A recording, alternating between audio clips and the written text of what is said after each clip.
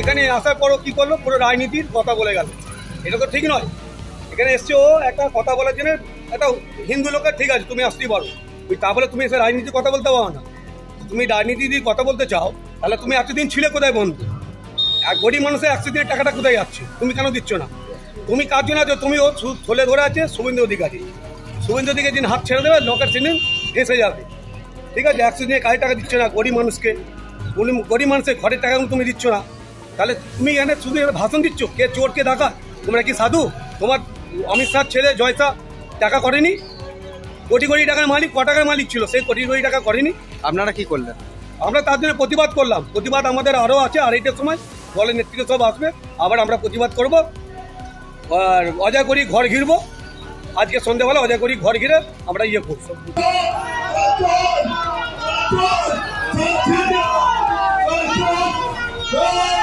জয় বাংলা বলুক আমার কিছু এসে যায় না।